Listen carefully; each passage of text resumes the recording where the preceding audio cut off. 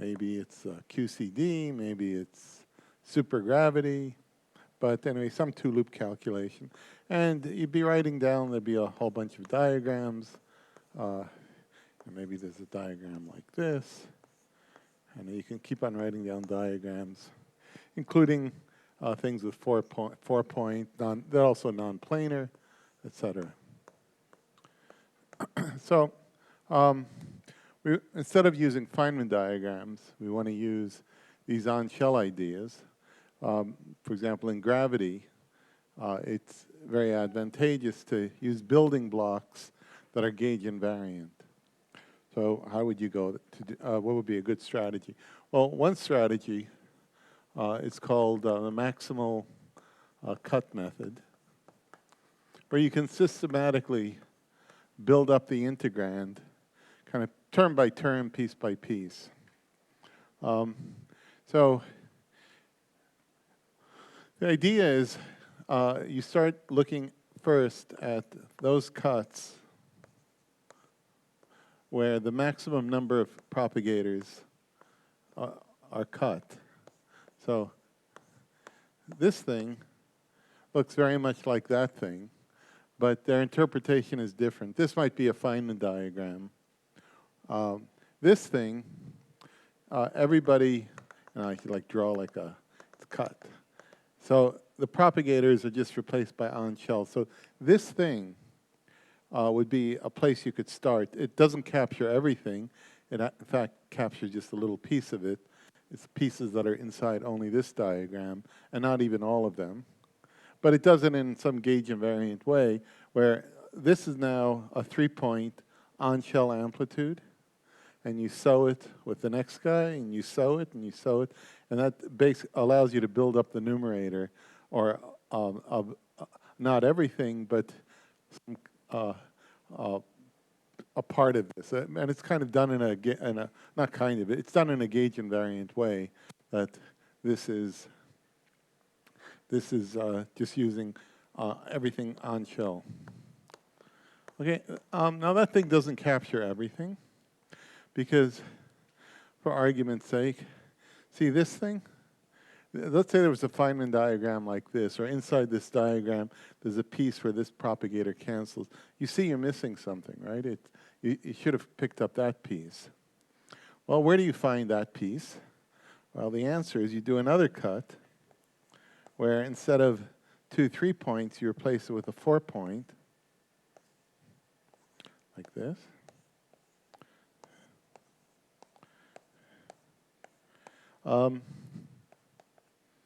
You replace it with 4 points like that, a 4-point blob.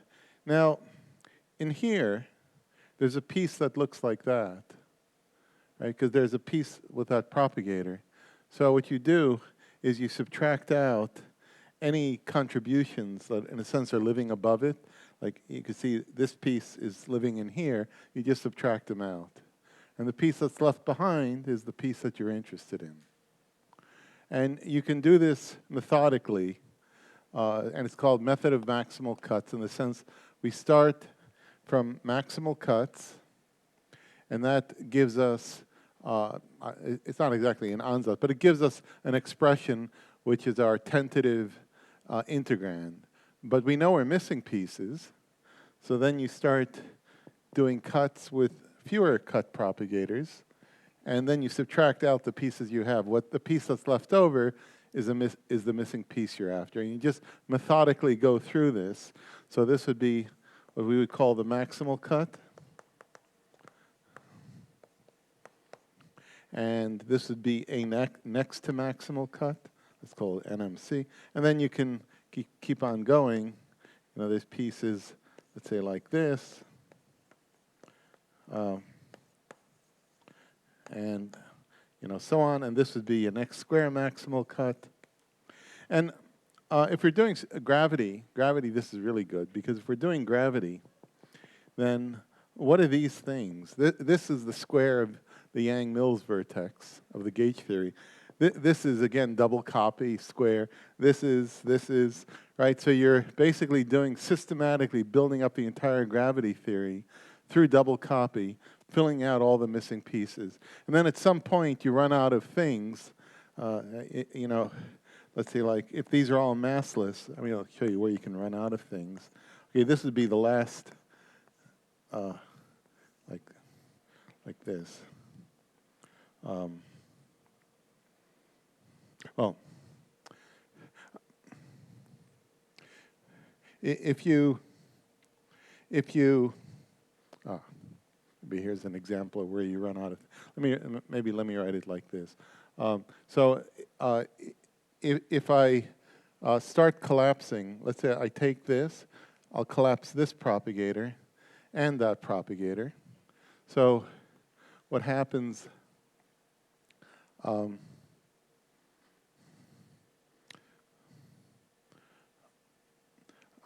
Yeah. So well, here, maybe it's better I just do a one loop example. So suppose I'm looking at, let's say, a one loop example, right? So let's look at this box. So I collapse this propagator, and I collapse this propagator, right? So then this gives me something that looks like this, right? And this thing can be like blobs, right? So these are amplitudes. And then I collapse, let's say, this propagator, right? So if this propagator collapses, all four of them go to one side. So I have now a contribution that looks like that.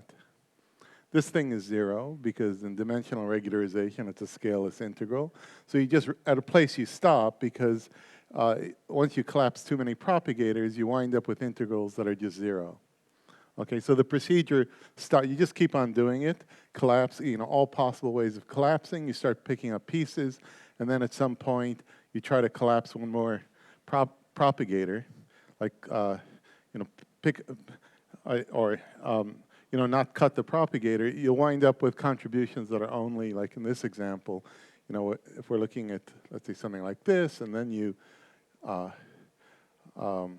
looking for a contact term, like the missing piece is a contact term like this, then it's just a 0 integral and the procedure stops. Okay, and in this way you can systematically identify all pieces that are in very high loop integrands. And you could say, how did we get to 5 loop supergravity? It's exactly like this. See, the double copy is being fed in at every stage, and everything is being done in a gauge invariant way that the pieces, the cut constructions, the source of the pieces you're looking for, they're all calculated in terms of compact objects because these are gauge invariant, like a gauge invariant tree. That's a gauge invariant. There's a gauge invariant tree here, and so on and so forth. So it allows a systematic and efficient way to find pieces in very high order gravity calculations. And the best example of that, or the furthest, or you could say that we have actually done this to go all the way to 5 loops in supergravity. And it was n equals 8 supergravity. Okay, so it's just like an outline. Of course, I'm not showing you exactly how it works. But it's the basic principles as you already saw at one loop. It's just that you have to do this procedure in a more complicated way because there are more contributions to pick up. I mean, no surprise, higher orders of perturbation theory are more complicated. Okay? Maybe one more comment before I go on to the working out another example for the gravitational wave problem is integration. So far, any of this method, this is about getting an integrand. You still have to integrate it. Integration is a serious bottleneck and a serious problem. There are algorithms, very powerful algorithms for doing this. It's the modern era. You download them from the internet. At least that can get you pretty far. Okay, at some point, those programs struggle. But we're not going to discuss that. Radu Roiban, who's speaking about, he's going to actually do some integration, but he's not going to do anything complicated. But when things get complicated, you have to use algorithms that have been devised for collider physics. It's the same ones that we use in the gravitational wave problem. I'll just very quickly outline IBP, integration by parts. And this is the best method because it's very universally applicable. It works very broadly. I mean, for a specific integral, maybe you can find something better. But if you have lots of different kinds of integrals, planar and non-planar and different topologies, this is basically the only method on the market that can actually do the complicated problems we're interested in, like 2 loops, 3 loops, 4 loops.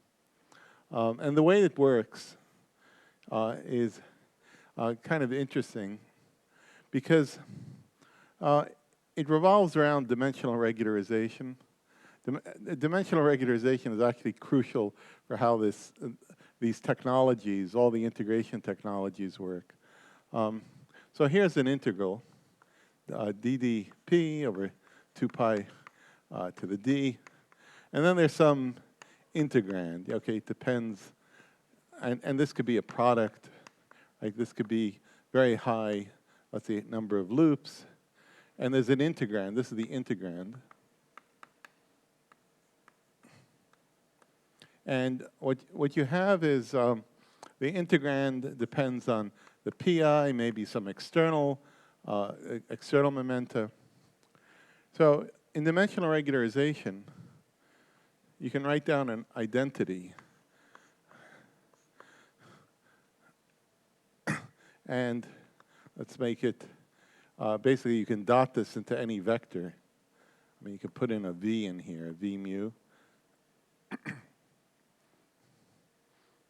This thing is 0 because it's a total derivative. And the dimensional regularization comes in because you may worry about the boundary, what's happening at infinity. But dimensional regularization says, analytically continue to any dimension that you want to, and then you can throw away the boundary. So you get these identity. Now, at first sight, this identity doesn't look very helpful because let's apply this to an integrand. What are you going to get?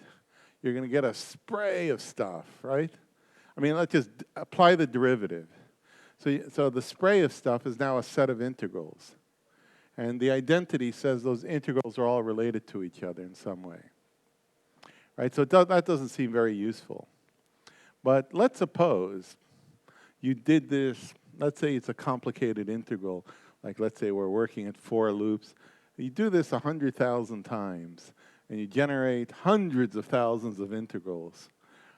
It turns out, I don't know if there's a theorem, but it's definitely true, that if you make the system complicated enough, you can solve it by linear algebra. So you get a system, this generates a system of equations.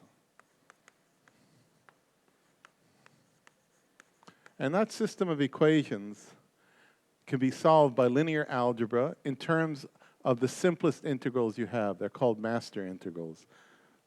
So we solve, and you solve that system, all integrals, they go to master integrals. So master integrals, that's just a name. They're the simplest set.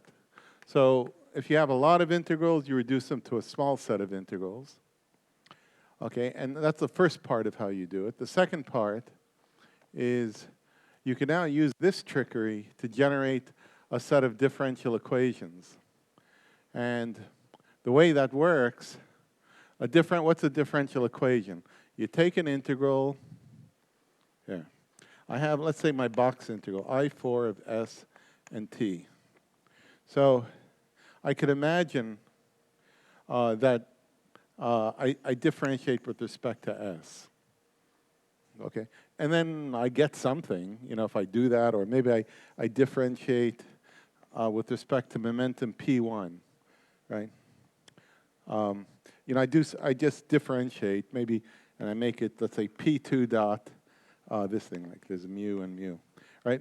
And it's equal to something. Okay? But the something can be very complicated, so that's not a useful differential equation. But then you use this other algorithm to reduce the something back to the master integrals. So you can get a closed system of differential equations. Derivative of master integral is equal to a linear combination of master integrals.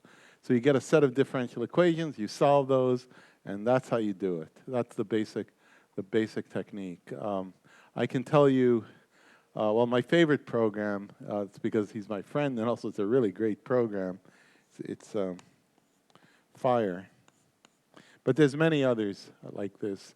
And if you read the manual and you know how to use it, you can do any integral. Well, you have to learn about the differential equations.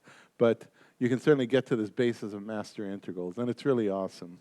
You can go very far. Okay. But we're not going to discuss that.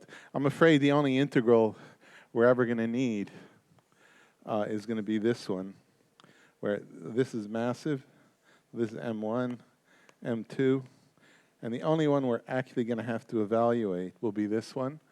I think Ricardo, well, he was talking about something very similar. This is slightly different because we'll keep all orders in velocity. This one integral is all that will be needed. And Radu is going to explain that this one integral, the piece that we actually need, not the quantum stuff, but the classical piece, it's going to go, so this is Q, it's going to go like 1 over Q. And there'll be some number in front. So we don't need this technology, at least for this lecture. But the technology is available. Like, how do you actually take what Radu is going to explain and push it to 3 loops or something crazy like that? And the key is, okay, we can explain how to do the integrand, but you have to then know how to integrate. And there's this widely available, and lots of people understand it. People who do collider physics, QCD, electroweak theory, and now gravitational waves. This is the method of choice. Well, it's not just the method of choice. It's the only available method for going really far, pushing the limits. Okay. Now let's now go on to talk about one calculation. I want to show you, outline how it's done and show you the answer. It's this thing. And using the technology we were just describing, where you want, well, it's basically this and all the partners. You want to do M1, M2. So 2 different masses. This could be gravitons, h mu nu here. And you want to evaluate. You want to set up the integrand. Okay? So we're going to do it the fancy way. Of course, for a 1-loop problem, you're more than welcome to use Feynman diagrams. It's not going to kill you. It's okay. But on the other hand, this is the way that we're pushing higher and higher orders. The way it works is, first you got to figure out what cuts you need. So let's draw one cut. So here's a cut, and okay, so this is one of the cuts. Right? Now, do we need any other unitarity cuts to get the piece we want? So the first thing is we have a simple rule that, let's say in terms of Feynman diagrams, right? This is a massive leg. You can't have a contribution like this. This is forbidden. Now, it's not forbidden in the quantum theory. Why not? The quantum theory could have a 4-point interaction. It can have maybe in the algebra, the propagator collapses. Even if you don't have it explicit, there could be something like that. But in the classical theory, we know the answer is no. Right?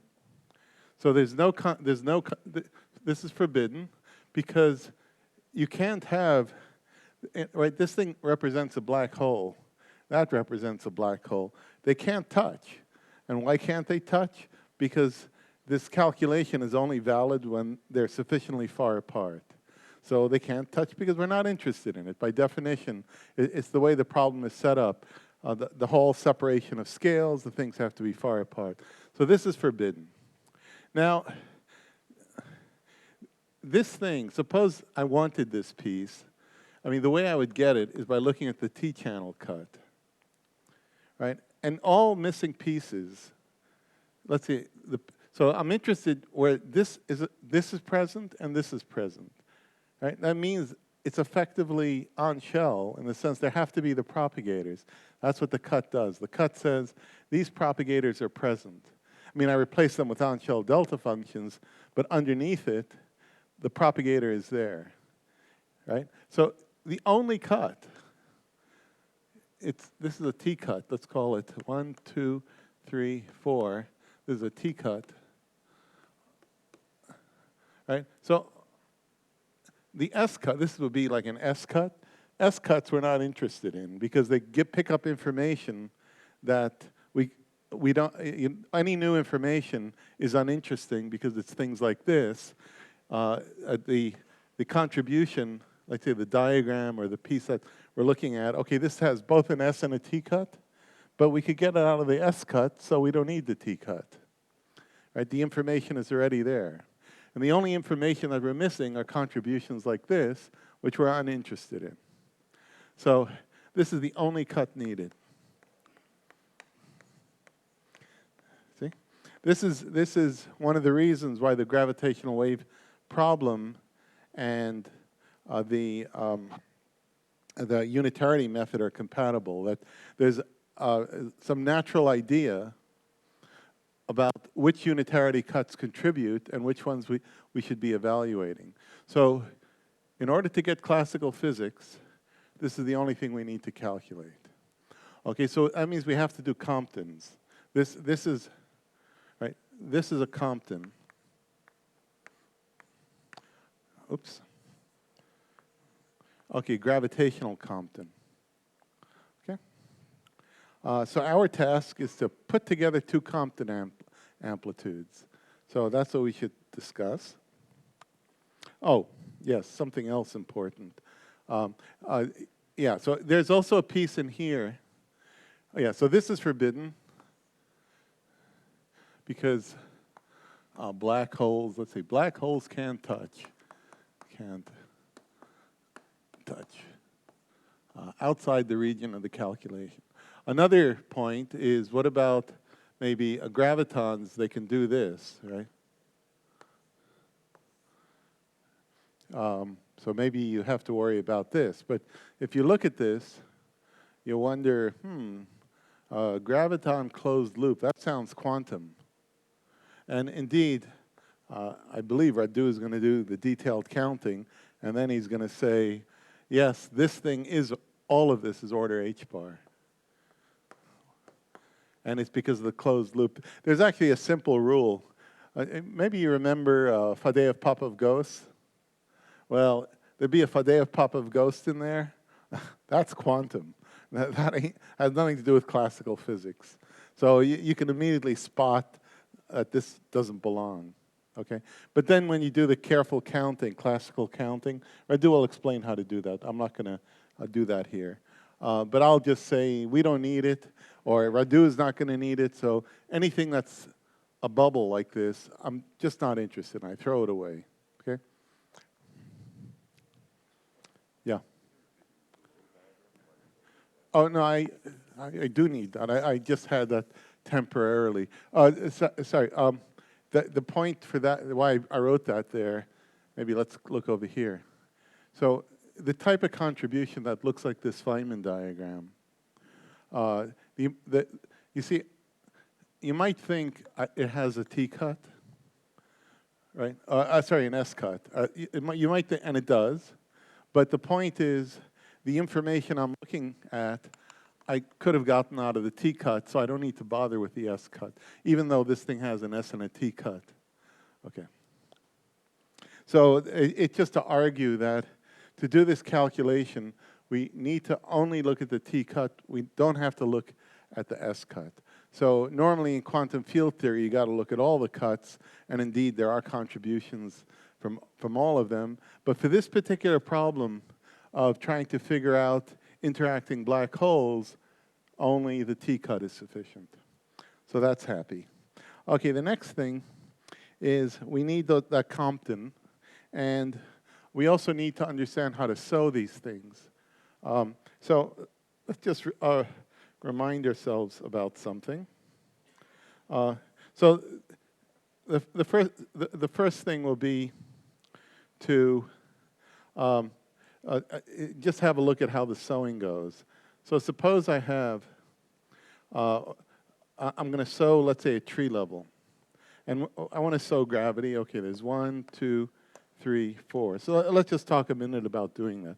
So this thing, remember, it's effectively cut because if the propagator collapses, it's uninteresting. So this effectively I can take to be on shell when I'm trying to figure out, okay, there's no integrand because I won't integrate it, but when I'm trying to figure out the diagram, I take this to be on shell. Very much like I'll do here. These legs will be on shell, and then I need to sew them. So we should discuss for just a second, how do you sew that?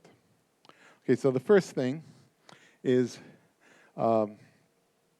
this thing, we could take that to be a 3-point amplitude, and there'll be a polarization vector. Let's say epsilon of q here. Okay, so we'll say M3, it'll be 2 and 3, and then we'll call it q. Okay, so it's this leg, and that leg. And this thing, if you stare at it for a second and say, oh, I know what that is. It's like scalar Yang-Mills 3-vertex squared, double copy. So then I write that down. And I also use on-shell conditions. I want to use that epsilon. Well, let's say I have 2p. Let's say this is q minus 3. Okay, but p3 is, of course, minus p2 minus q. Okay, so that'll give me a 2, and then epsilon q dot p2. But then epsilon q dot q is 0. So this thing just collapses to epsilon dot p2. So the answer, up to some coupling constant, which I suppose I can put in. Anyway, there's a coupling constant, and then the answer is epsilon dot p2 squared through the double copy, where epsilon mu nu is taken to be epsilon mu epsilon nu. Okay? So literally, that's the double copy. Okay, and also this vertex double copy. And now what I need to do is I have to sew this, right? So how do I sew that? Well, to sew it, I have to use the sum over this projectors, right? The epsilon mu nu, epsilon rho sigma, and this is q, and this one is minus q, and this is the sum over the states, and the answer, which we discussed last time, or a couple times ago. P mu rho, well, I'll define this P. This is a capital P. It's a projector, nu sigma, plus a half P mu rho, capital P. And then this would be mu sigma. That should have been a sigma and nu rho. Whoops, can I get it in there? Okay, and then plus, sorry, it should be minus 1 over d minus 2. We're doing it in d dimensions. P mu nu, P rho sigma, and this P was the transverse projector. So P mu nu was minus eta mu nu, and then plus, let's make that Q mu R nu plus Q nu R mu divided by R dot Q. And then remember last time I said, oh, this thing, get rid of it because it'll be dotting into conserved currents. So this piece disappears immediately just because out here is a conserved current. Okay. So this thing translates, see? So in fact, we can see this sewing. We can do it. We can do it by inspection, right? So this thing, just an eta, and it sews, right? It basically sews an epsilon. Basically, it makes like a P2, and it sews it to what's on the other side. Okay? So actually, let's do the sewing on the other side of the board there. Okay.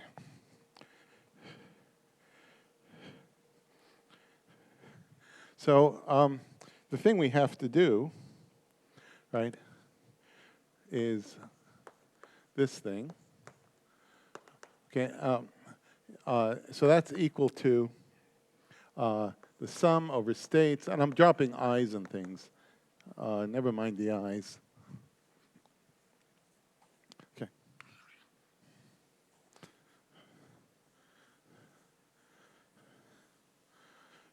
If you want to extract the potential, you have to be careful with the signs and i's and so forth. Okay, and we just write down literally what that is. Okay, so there's a kappa square. Later, Radu will show you this. This kappa square is 32 pi g, and you get that by matching this thing to the Newton potential, and then you can identify what kappa is. But never mind. This thing is just a coupling constant sitting at the vertex. Okay, and then we literally write down two vertices. So there's 2, 3, 4. So one vertex is P2 dot epsilon squared. This would be epsilon of Q squared.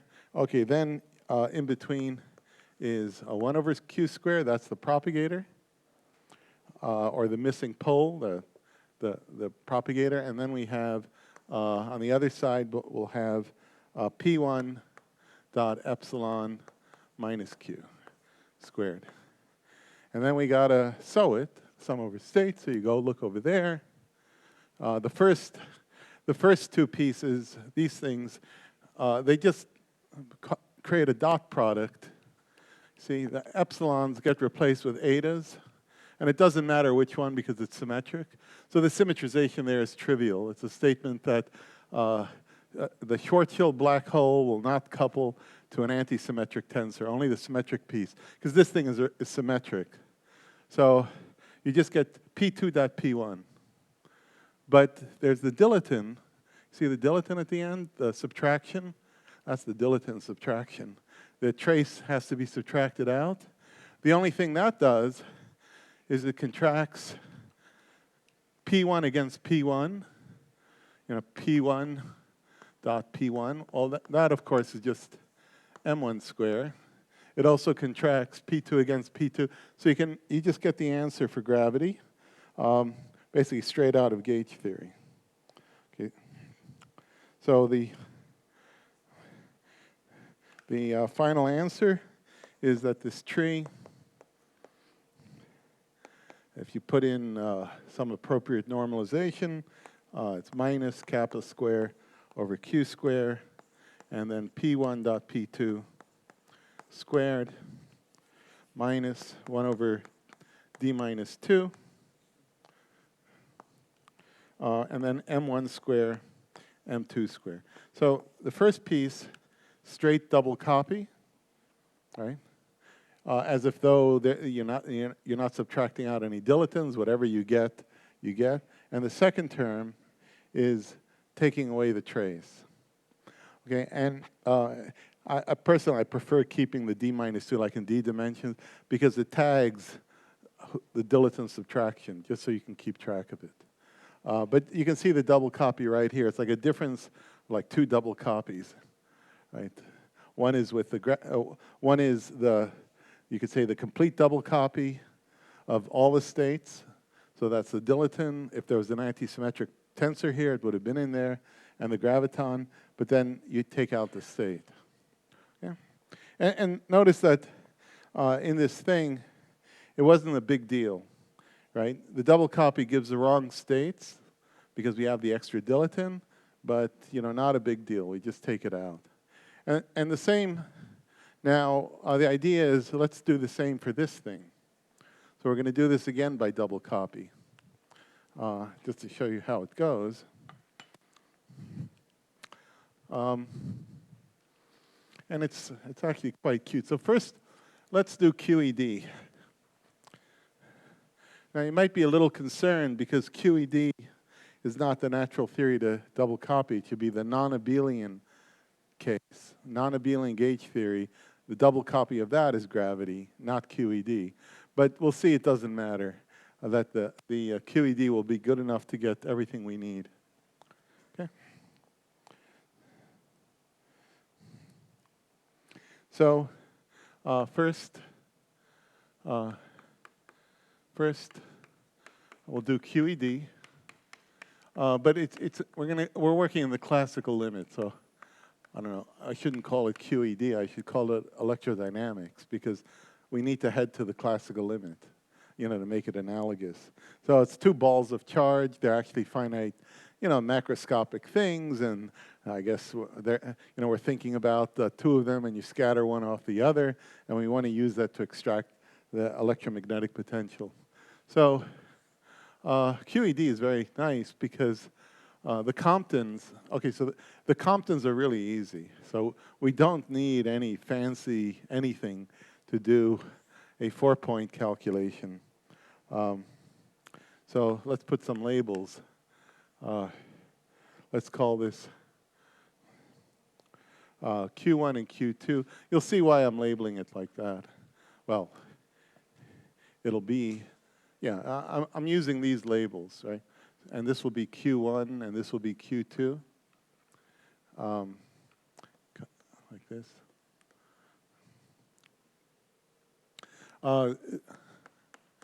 So it's this Compton that I'm working out.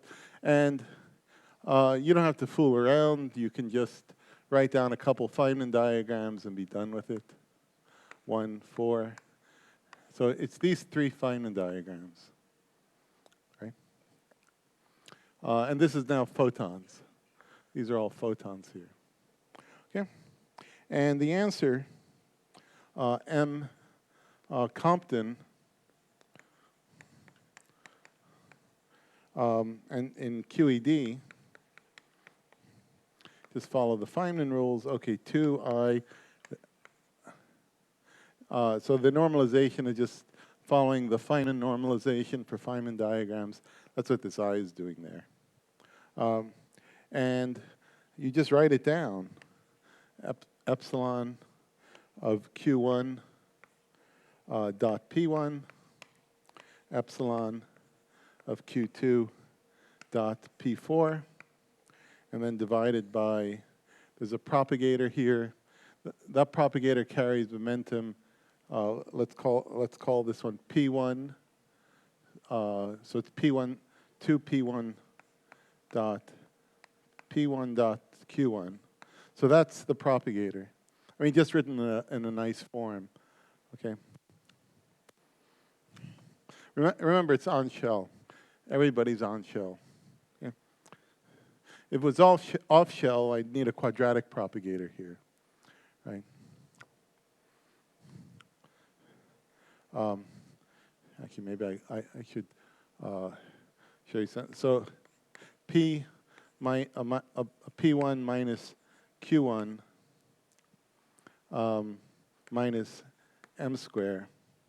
Right, so if I square this, okay, I pick up the cross term that you see here, and then I pick up P1 square, which cancels the M1 square in the propagator, so the M disappears. And then Q1 square is 0 because that's a photon. So this is just the normal propagator. Okay, and then for the second diagram, I do the same thing. It's almost the same, except the labels move around. Dot P4, epsilon of Q2 dot P1. Okay, then divided by P1 dot Q2. Okay, and then plus the last term. This contact term is very simple. The Feynman rule just says I can track those two, these two guys, epsilon of Q1 dot epsilon of Q2. And maybe for homework, you can go check that I did it correctly, because if you take epsilon of Q1, so let's call that homework, and you set it to Q1, this thing has to vanish because you've made the external leg, you've made it longitudinal, and the word identity says that this thing, the M, if you do that, then M has to go to 0. And that's just gauge invariance. So you could verify that I didn't, let's say, screw up a sign or something like that. Okay. And the same thing is true for the other leg. Also, epsilon of Q2 goes to Q2. Again, the matrix element has to go to 0. Okay, and that way you verify I did it correctly. And it's also very important because we're going to sew legs. When we sew legs, right, there's the sewing. We get these physical state projectors that are full of this stuff, longitudinal garbage. So you have to know that garbage disappears, but the garbage is going to disappear because this thing was gauge invariant. You know, it satisfied this property that if those extra pieces would be dot products. It would basically give me dot products of longitudinal pieces into this matrix element, and I get 0. Okay? So the whole point is even at the one loop, all of this, I just have to ignore that. So when I sew, the sewing is easy. It's like I'm in Feynman gauge. Right? And if I'm in gravity, it's very much like being in Feynman gauge, except I still have that dilatant subtraction. Okay? So let's see what happens. Now, the algebra is not completely trivial. So I'm not actually going to do it on the blackboard. I'll just assert or explain what you have to do. You take, let me put some labels on this. So there's an M and a Compton, and it's got a 1 and a Q1. So the Q's this is the scalar, this is a photon, another photon, and number 4, like number 4, it's equal to that. So in the unitarity cut, I just have to sew these things together. It's right here. So what I do,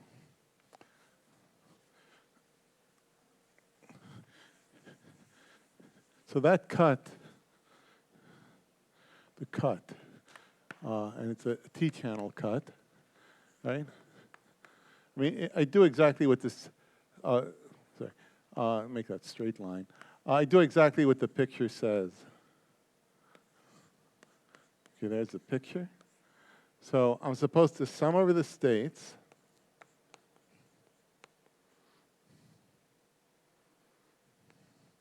Sum over states of this M Compton. There's 1, 2, 3, 4. M Compton, and then it's 1. Let's label this thing Q1. Maybe it goes down.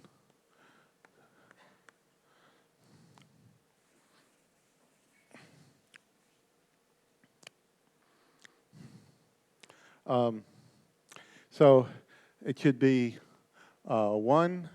Let's make it minus Q1, minus Q2, and then 4. times the M Compton, where it's on the top, it's 2, and then it's Q1, Q2. There's no color ordering here, so I don't have to worry about any ordering of legs. It's just photon amplitudes. And it's a 4-point and a 4-point, right? Now, how do I show it? Well, I just follow the same as I did, exactly what I did at tree level. I just follow the same procedure. If I see an epsilon of minus Q1 times epsilon of Q, I just get the dot product, like P1 dot P4. If on the other side, let's say P3. Let's say on the other side of the cut, the amplitude had a P3, but each one is multiplying an epsilon, and I sew it. Right, the sewing procedure just says replace it with an eta. So I just get the dot product of whatever the epsilons were contracted into. Okay, and this procedure is fairly straightforward. You just go ahead and do it. No computers, don't do anything like that. And when you go ahead and do it, let me just tell you what the answer is.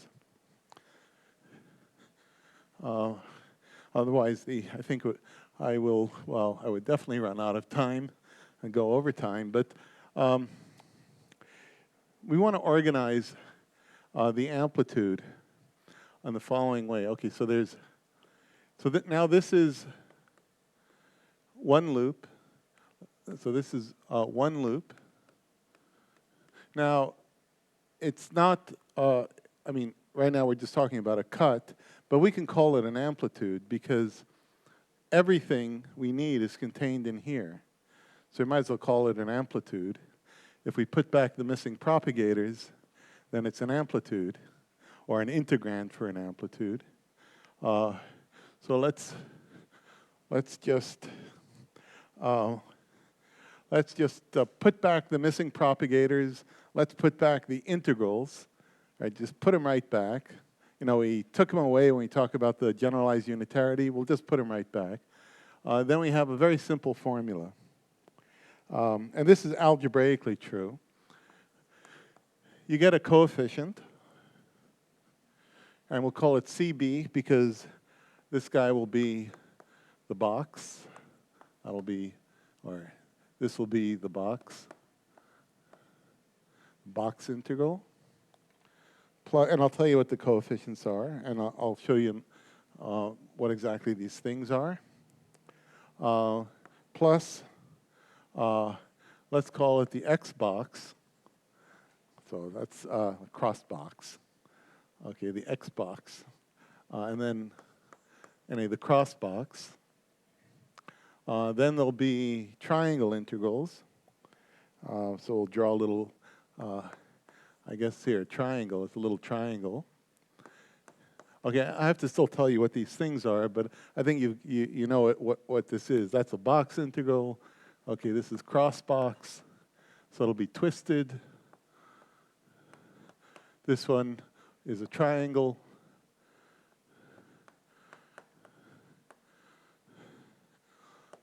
A triangle integral. And then you can get the upside down triangle. You get upside down triangle. And then you can have bubble, but this we throw away because I said, oh, that's going to be quantum. Okay, so just accept that this bubble integral is quantum. So if I see it, I just throw it away. Okay, and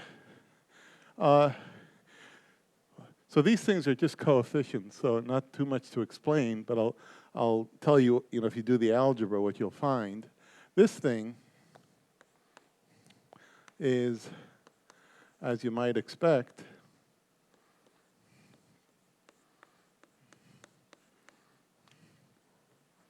it's just a box integral, so I need to put in 4 propagators.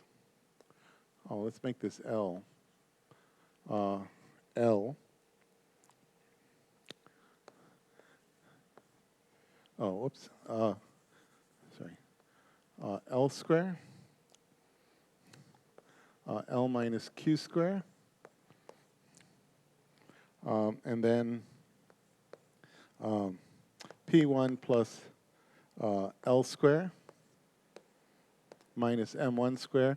So I'm writing them in a notation that makes it look like Feynman propagators. And Radu will explain how you can actually make this much simpler. But right now it's just written like Feynman propagators. I'm promoting everything back to look like Feynman propagators so it looks normal. So I'm still not exactly taking the classical limit. I'm just writing down the value of this cut. I'm just writing down the value of this cut, but expressed in terms of off-shell integrals. Like if I cut this thing, I'll get that thing. Okay, that's the idea. Okay. And then P2 minus L square minus M2 square. I don't need the bubble. Let's get rid of that. Okay, so that's the box. And that box, it's called a box because, well, okay, there's L. Oh, actually, let's make this L. This is L minus Q. And then this is the other two. This one and this one are the other two propagators. So actually, maybe I should point. This is 1, 2, 3, 4. The guy with the M1 square is the bottom guy. This guy is the upper guy. Okay, so it's literally a box integral. Now, in this procedure of calculating this, right,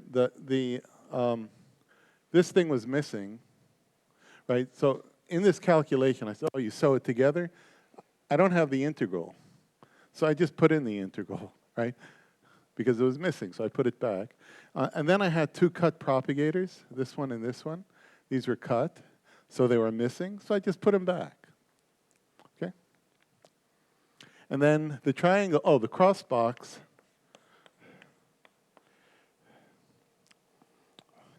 What I have to do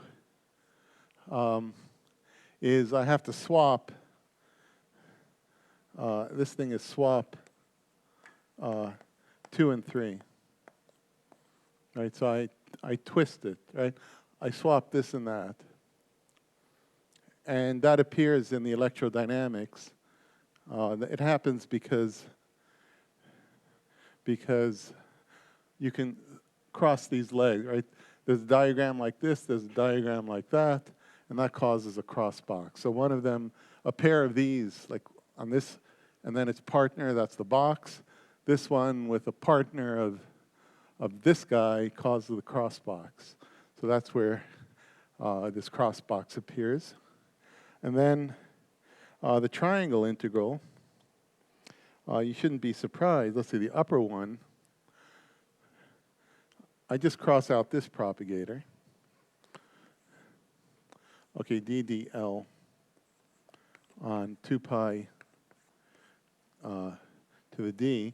And also notice one other thing I've done here.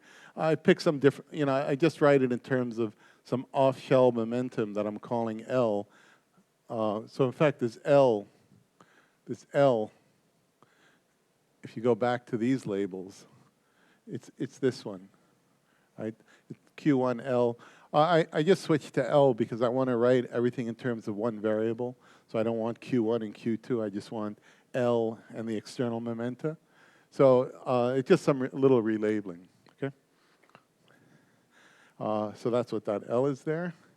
And then the triangle is simply L square, L minus Q square, P1 plus L1 plus L squared minus M1 square.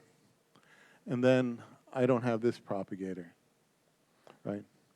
I have the propagator on the bottom, not on the top.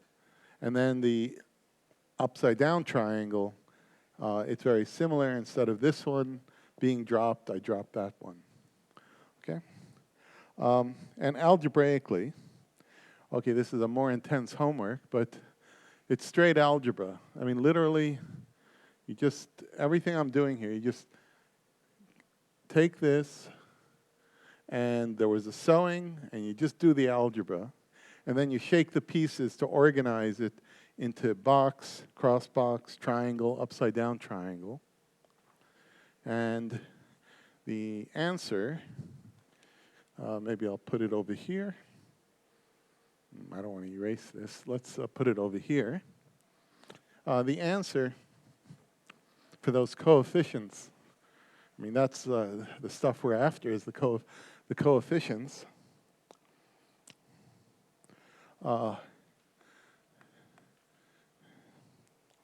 Okay, and so far this is all in QED. Okay.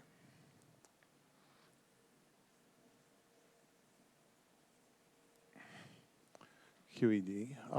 For the box, it's equal to the same as the cross box, and it's equal to 4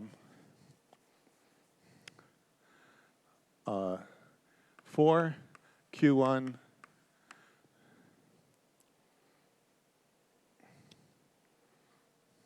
Q2 squared, and then M1 square, M2 square, and then sigma square, where the sigma is equal to P1 dot P2 divided by M1, M2, so by definition. So that's one of the coefficients. Other coefficients are pretty simple. Let me just define 4Q1 square, Q2 square. Let me define other coefficients, QED. So the triangle, the triangle pointing up, minus 1/2 C M1 square, QED, the thing pointing down, it's equal to minus 1/2 C M2 square. Okay. So once you're here, life is actually pretty good, because if you're keeping an eye on the classical counting, what you'll discover is that this stuff is what's called superclassical or higher than classical. It goes like 1/h bar. It's not the piece you're interested in. Ricardo mentioned it. It's like an iteration piece. We're not interested in it. It's these pieces we're interested in. And the particular piece that we're interested in the integrals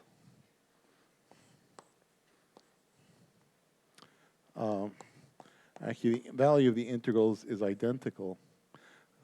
That it goes like 1/q. And this is the only piece in there that actually gives a piece that has exactly the classical counting. Looks like classical physics. It's not higher order in h bar. It's not quantum, and it's not these pieces which have the wrong classical counting. Yeah.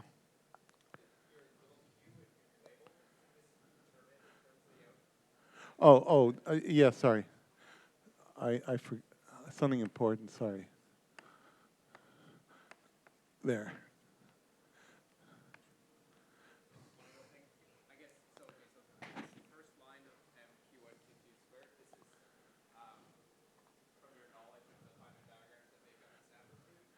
Sorry, which one? Yeah. So no, it's the other way. It's actually the other way around. I mean, I'm not really. I'm not using knowledge of Feynman diagrams directly. I'm definitely using it because I need to know where I'm going. But it's literally, if you do this times this, you'll find exactly these results, and we will organize it. But except the cut propagators, these two will be missing. The integral will be missing. But it is literally algebraically true that if I evaluate that by doing this, I get that expression by algebra. So now we then want to use, you could say, our knowledge of Feynman diagrams to organize it into Feynman-like objects, like these integrals, because then I might, for example, just look up somewhere the value of the integral. I don't get any strange-looking integral, like if I scramble it in some way, like I mix up the box and the cross box and I make a mess of it in some way. Maybe I can't look it up. So if I organize it this way, then I just look this up and I'm done. I have the piece I want. Okay. Now, in gravity, how do you do that? So maybe just one thing I want to show you. So I'll just quote the gravity answer, but there's something important of how to do this, because we did QED, which is the wrong theory. And let's convert this thing to gravity. It's actually very cute how this works. So that was QED. Let's try gravity.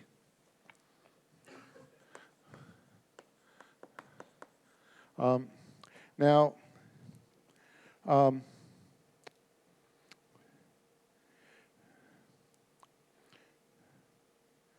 for gravity, we write down a Compton, and I had a KLT relation. So this is Compton gravity,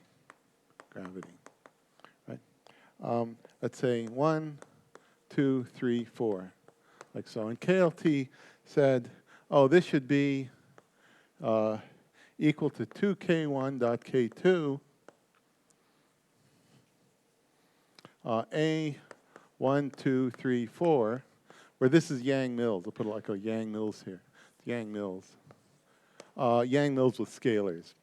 Scalars are it works. It's the same formula. Okay, and then 1, 2, 4, 3. And this is Yang-Mills. So you say, well, I could do Yang-Mills, but I happen to have done gravity on the board. Can I take the gravity and turn it into this thing? And you might notice something about this, which is actually very, very helpful. That second guy, 1, 2, 4, 3, let's look at a Compton. So let's make it 1, 2, 3, 4. Okay, that's like the first color ordering. Let's look at the second color ordering. The second color ordering, 1, 2, 4, 3. So I'll do that 1, 2, that's 2, 4, 3. Okay. So this would be something you'd find in A, 1, 2, 3, 4. If I make 1 and 4 scalars, let's make the scalar, and this is gluon, like so. 1, this is a scalar, that's a scalar, that's a gluon, that's a gluon. Okay. So this one is unhappy. We don't like this because, in terms of QED, because you see 1, 2, 3, 4. There's the non-abelian guy. QED doesn't have this guy. So this is this ordering, but let's look at this ordering here. A, 1, 2, 4, 3. Okay, what are the diagrams you can find in there? Well, you can find the diagram. You can find the diagram like so, and you can find the diagram 1, 2, 4, 3. Well, in terms of Feynman diagrams, you can also find a guy like that, contact term. But have you seen diagrams like that? What do they look like? What theory? Is this not abelian or is this abelian? These are abelian, right? Because the only diagrams, you could dress it up with color, but the only diagrams you see here are the abelian ones. So this one, see, this one is actually QED. This one is Yang-Mills because it has a bad diagram. Bad, it has a non-abelian vertex, right? But you see what's really sneaky? If you could change the ordering of this one to that one, then magically this diagram is gone. Its pieces are absorbed in these diagrams. All right? If there was a relation like that, and there is a relation like that. We called it the, what was called a BCJ amplitude relation. But it's something that you can prove. You don't need anything fancy. You can prove it very dry. Here's an interesting relation that you can use for color-ordered amplitudes in Yang-Mills theory. Right? You take Yang-Mills, 1, 2, 3, 4. It's related to the other color ordering through an identity. And I did mention the identity. That's why I snuck it in. When we're talking about KLT, I said, oh, there's these other identities. I'm about to use it right now. It's going to be 2K2 dot K4 divided by 2 K1 dot K. It should be K2 dot K3. That's what it is. There's an identity that you can go off and check this. This is true for Yang-Mills. You know, we check this identity. You could check this identity trivially for Park-Taylor, the Park-Taylor formula, but it's a generally true identity. Okay.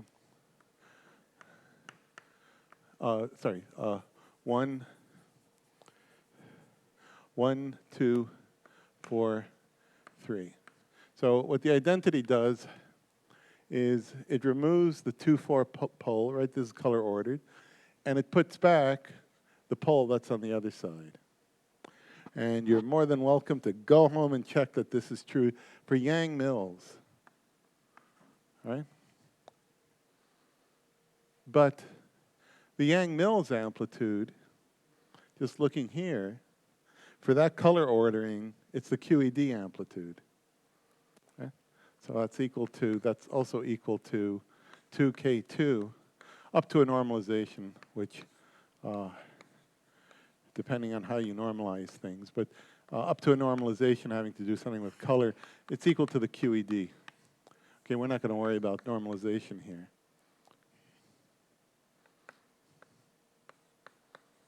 Okay? So, therefore,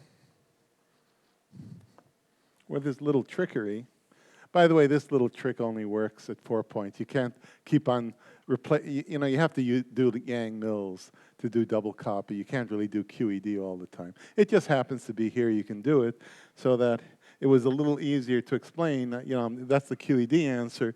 Let me convert it to gravity. So it's an extra little trick. And what you get is that in GR, so now it's the Compton of GR, it's equal to 4 pi. I put in, you know, I'm putting in the coupling, so that's Newton's constant. It's kappa squared is 32 pi g. And then I have, let's see, I've got, in the double copy I have this factor. In the conversion of Yang-Mills, this Yang-Mills to QED, I have these factors. So I just read off one factor from there. That's 2K1 dot K2. Then divide it. Then I see a 2K2 dot K4. Okay, and then I see a 2K2 dot K3. And then I see one last thing, is I see the QED. I see, let's see, I see a QED, and then I see the same QED. It's the same guy. So I see A QED 1, 2, 4, 3. This thing squared. So gravity, amplitude. In this particular case, it's the square of the QED guy with some prefactor. So now I'm good to go, because now, what do? Same as before. We just sew the polarization, right? And we just, use the projector, take out the dilaton, and you get an answer which is directly related to the QED one. I mean, it comes, there's your double copy. Now, yes, the main thing I have to do, see here, it's the same decomposition, everything is the same, except now I got to put a label. I have to call it gravity. So now what we're going to do is we're going to get the coefficients. So now you have a really complicated homework problem, right? You have to do, anyway, you have to do the sewing twice and clean it up, take away the trace. And what you find is that the gravity answer, so it's the same as that, except let's replace the coefficients. So it's like GR, the box. Let's see what we get. That's equal to the cross box, GR.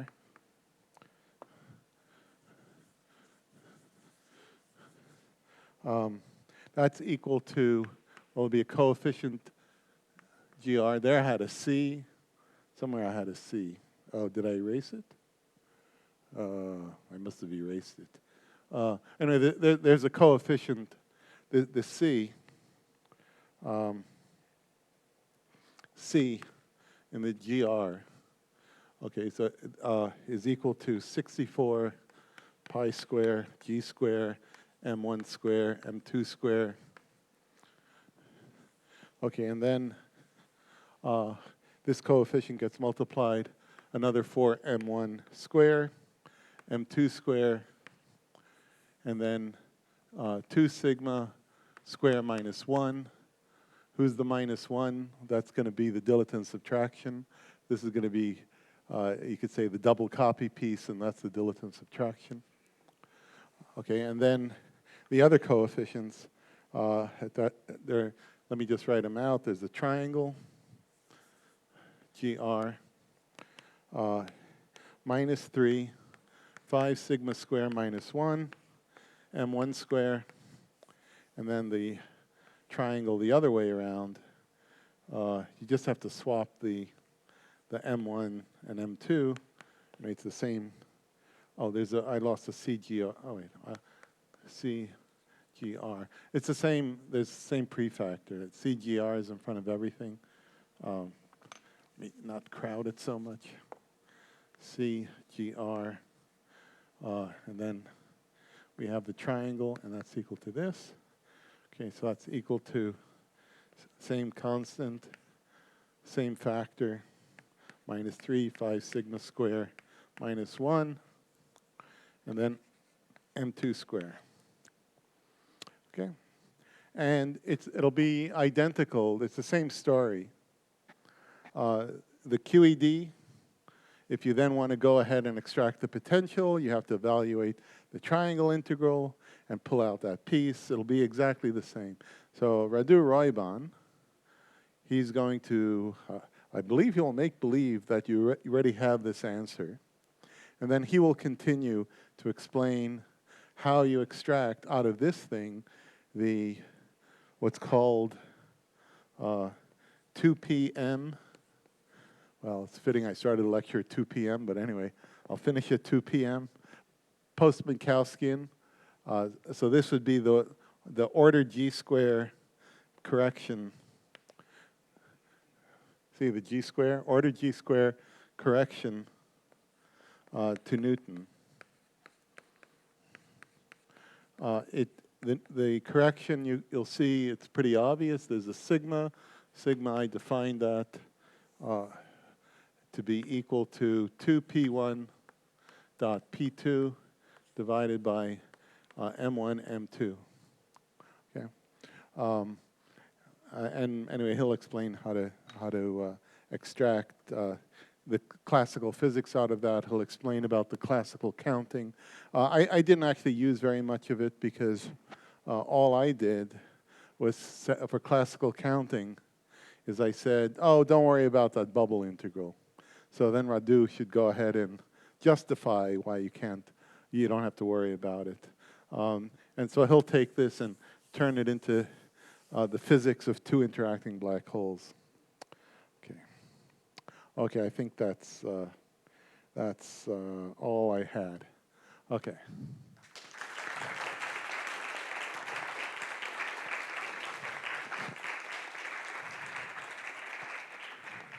Okay, so thanks, Zvi, for this very nice set of lectures. So now it's time for questions. Anyone? Yeah, I think I still struggled to understand why you weren't needing to consider the S channel. Okay. Yeah, the reason is, well, we could think of it like this. So Feynman diagrams, you're allowed to look at when no one is looking. Do it at home if you're an amplitudes person.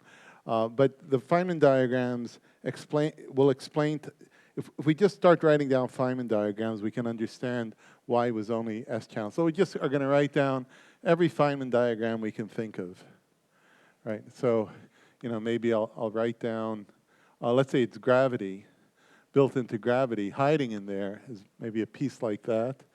You didn't see it because it's kind of buried in there. But there'd be diagrams. Let's say a diagram like this would be in there. There'd be let's try, draw more and more, let's say diagram like this would be in there. There'd be, let's say, there's diagrams that maybe, how should we, anyway, what other diagrams should we write down? There could be, okay, let's say diagrams like this. There's diagrams, anyway, lots of diagrams where the thing, let's say this thing touches. There could be maybe a guy like this. Okay, I suppose, you could, some kind of a diagram like this, if there's an interaction. And what by the diagram, I also mean any contribution, let's say in this diagram, where this propagator cancels, it corresponds to this picture. So I not only mean actual Feynman diagrams, I mean diagrams that could arise because from the algebra, this propagator happened to cancel. Okay, so I go down the list. I mean, literally write down every single one. And you go home and see if I missed any. And what you do is you go down the list and you say, who can contribute? Oh, maybe there's, we can draw some more, hold on, maybe some more kind of fun Feynman diagrams. Let's see, maybe we can draw something like this, but then I guess I have to make it, something like that maybe I can draw. Okay? And you go down the list of all of these diagrams. And what you do is you X out anybody you don't like. Any contribution that looks like this, we cross out. Not interested. Not interested. Not interested. Not interested. Right? And then you look at the list that remains. And what you observe about the list that remains is they must have these propagators. Two propagators must be present. So I know ahead of time. Yeah, it's very important. This is very important. Absolutely. It's definitely about the classical limit.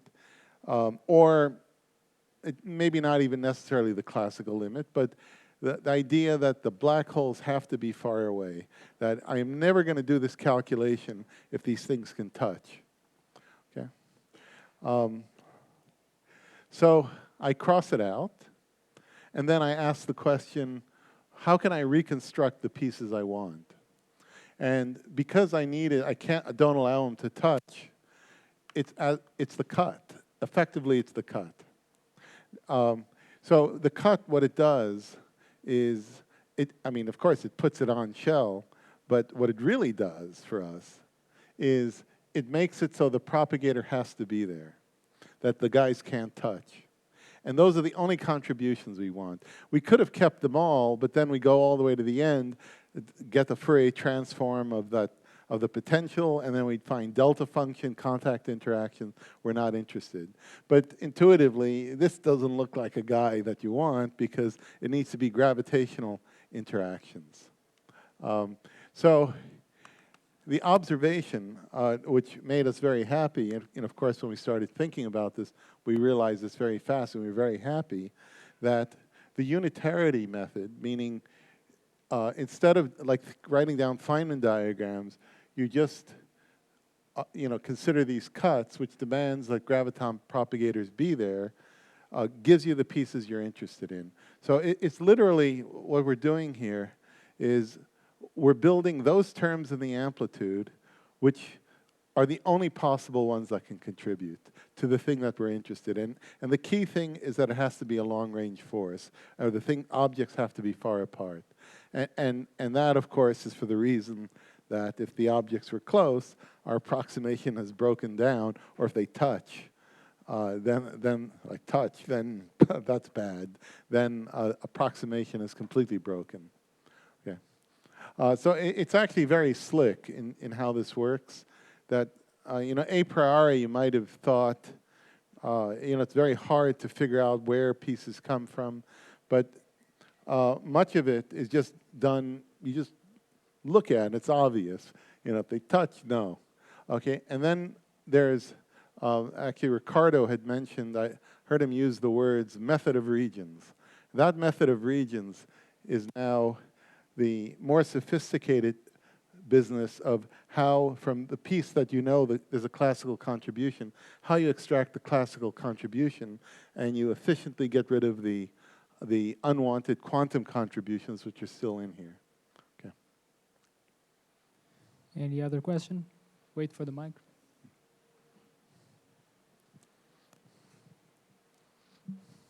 Hello. So here we're computing G-square corrections to Newton's law.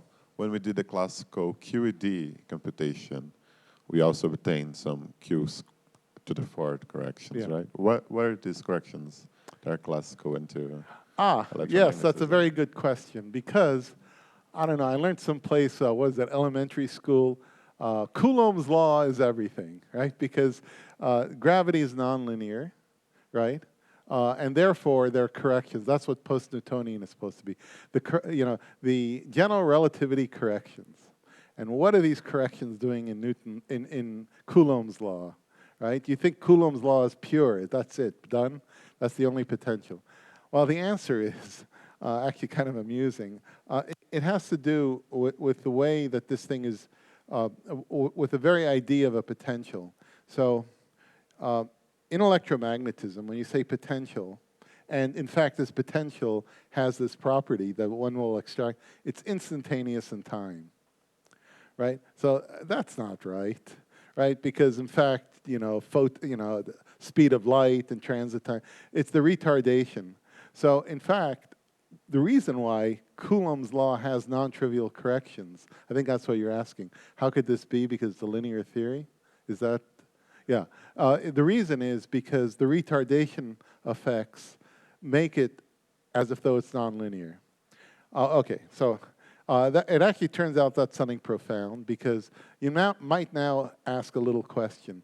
If I take Coulomb's law and I follow the procedure we use in general relativity and I make a mess of it, that's probably not the right way to do it. So you may want to try to understand if there's a better way to reformulate the two-body interaction, like an effective field theory, like an effective potential, how to reformulate that so it doesn't make a mess of electromagnetism, which is a linear theory. So some of the complication of gravity has nothing to do with gravity, the way it's formulated. Like here, all these coefficients and what it's the interpretation. Some of this, nonlinear theory. Some of this, because it's trying to account for retardation. And the electromagnetism is approximately as complicated as gravity, okay? Which is actually quite amusing. I mean, gravity, of course, has its own issues because gravitons interact, and at high enough order, there's more complications that have to do with that. But I think one of the key lessons related to your question is some of the that things get okay, this isn't so bad, but you keep on going, it gets more and more complicated. Some of that has nothing to do with the nonlinearities of general relativity. Some of it is just because we're doing it in a funny way, trying to make it instantaneous in time potential. And the reason we do that is because Newton did that. So, and maybe there's a better way. One last question. Yeah. You're first? Okay, sorry, didn't see. Yeah, thank you very much for the lecture. I have a few questions. I'll ask one, and then maybe later I can ask a few. So in this, where you have the i's, the integrals, that is what you consider the master integrals at the one loop? Yeah. Okay, Yes. so then my question is, at higher loops, is there a way that you can determine which diagrams would contribute master integrals just by looking? No, only at one loop, yes. Only at one loop is it an algebraic problem. You know, in the sense, I went algebraically. I had the cut, and I evaluate it, and then I just shake it, and out come my master integrals, right?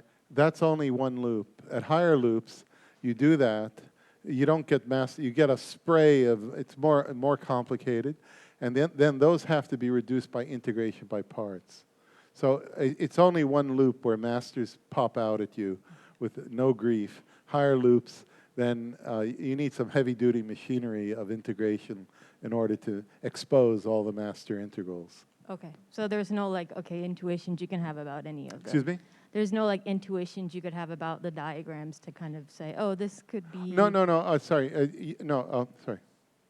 No, you always have intuition because the word diagram has to do with the propagators. And the propagator structure at any loop order you can understand. Master integral, I didn't answer it correctly or properly because the word master integral refers to a basis of integrals. And at higher loops, that basis of integrals and its relation to the set of integrals you have is much more obscure. And that has to do, you could say, with the numerators. It also has to do something with the structure of how many powers in the denominator. Anyway, there's some much more complicated story. But at one loop, the concept of master integrals is very straightforward. And at higher loops, at least the propagator structure is maintained. You understand you organize things in terms of diagrams. That's the way you think about it. Okay, Yeah. thank you.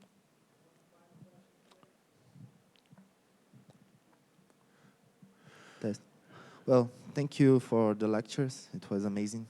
And I have a question that if you keep doing these corrections to higher order loops, how can you be sure that they give the same results as general relativity? Well, the answer is because general relativists are very skeptical of our results. So, of course, you check. And many checks have been done all the way to 6th post-Newtonian order to verify various results.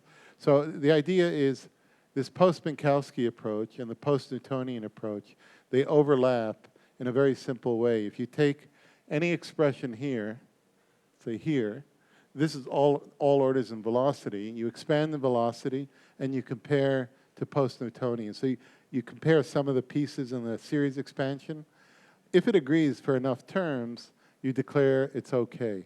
So, I mean, your question is a very good one, and you could say it's not, in a sense, for the general relativists, our problem. You do a calculation, you're doing it in this very unusual and strange way, and you want to know, is it correct? But there's a vast literature, thanks actually, Ricardo has done many calculations that we're able to compare to in overlaps. And if there's enough overlap, you check enough things, you're pretty confident you've done it correctly. Also, so that's one, you could say, the crucial test. You have to be able to reproduce previous results.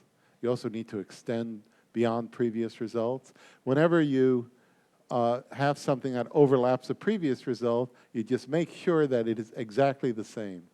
Okay, and that is absolutely crucial because, as confident as I am in that we know what we're doing, You always have to worry exactly about your question. It's like the key question for anybody who does one of these calculations is that question. How do you know you didn't make a mistake? You know, not just in logic, like you could say the presentation, it looks very unusual. What is about scattering and, you know, and elementary particles and quantum field theory and double copy? What is all this? And then it comes out right.